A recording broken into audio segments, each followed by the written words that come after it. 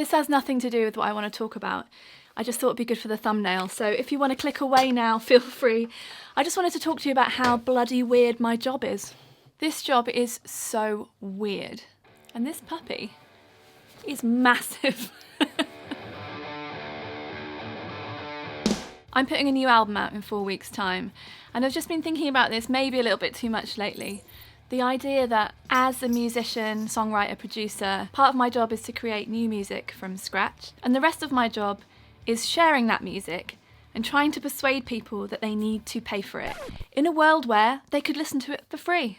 This isn't any kind of rant about streaming or anything like that. It's just what I've been thinking about recently. Because the way that I make and release albums is completely independently of the music business, whatever that is. It doesn't seem a particularly friendly place for artists. There's a lot of people working for companies who have full-time paid jobs, when their artists are just trying to scrape by and probably have to work in cafes and other jobs. Which is fine, apart from the fact that the people working at the companies don't have to have a second job, because their job is considered worth paying for.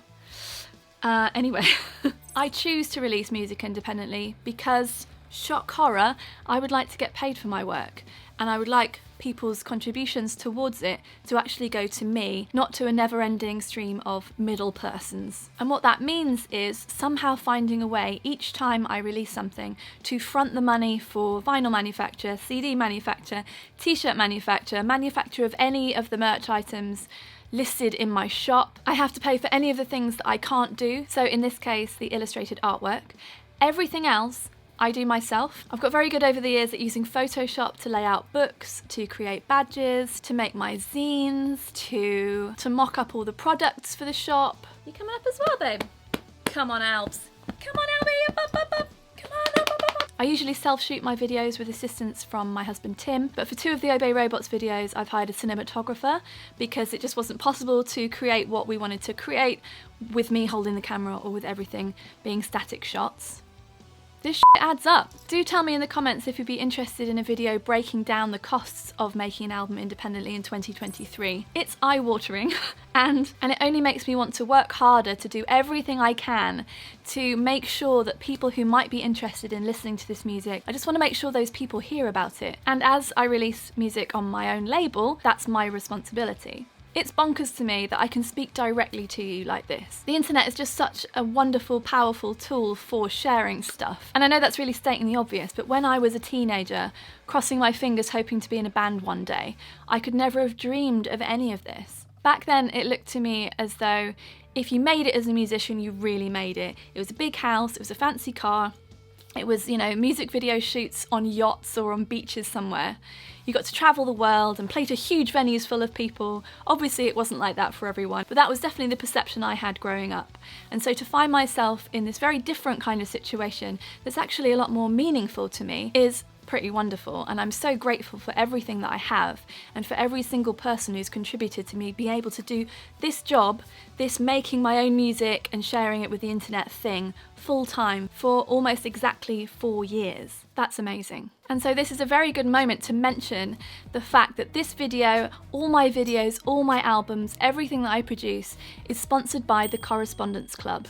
You might have already heard of Patreon, which is a platform where people like me can set up membership clubs, create different tiers with different member perks for people who want to continually support the stuff that we make. The Correspondence Club is my version of that, set up on my WordPress website and administered by yours truly. I share songs and stories through quarterly zines and CD bundles, weekly emails and regular members-only events. Digital and analogue membership tiers are available, so if you're a past or present correspondent, thank you so much for being part of this.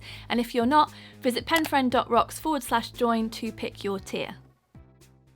This job really is totally bonkers. This week is a great example of the weird and wonderful things I get to do as a record label owner, music producer, solo artist, and person releasing a collaborative album in 4 weeks' time. This is this week's to-do list. It's going pretty well. Faced with so many things to do every day and every week, I have started keeping a done list so that I don't just fixate on all the things I haven't had time to do yet. So my done list for this week includes Correspondence Club CDs sent to print, countdown emails and social media posts for the Obey Robots album begun, preparation for the Porcupine video, which we're shooting tomorrow, to include creating my costume, Putting beeps in front of the song so that we can come in on time at the video shoot. Getting the Obey Robots t-shirts into production. Tick. I had a meeting with Sarah, the cinematographer, the other day on Zoom. I had my eyebrows threaded for the first time in about 4 years, which was very painful indeed, but I think they look quite good.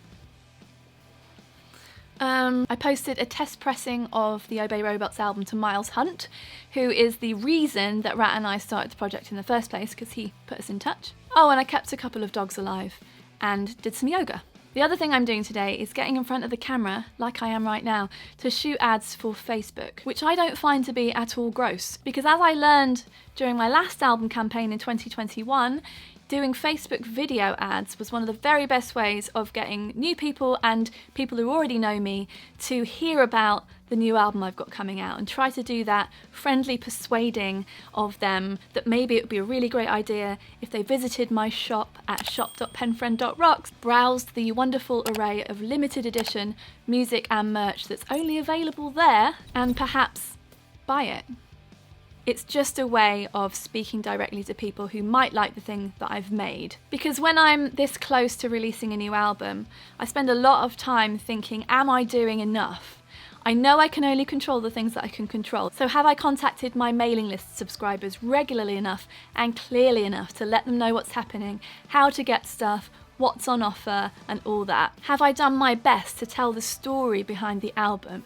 There's no point just going, music for sale, that's not interesting. And so I have put this entire 4 weeks aside to make sure that I'm doing those things. And that's only possible because of the support of the Correspondence Club, so thank you to you.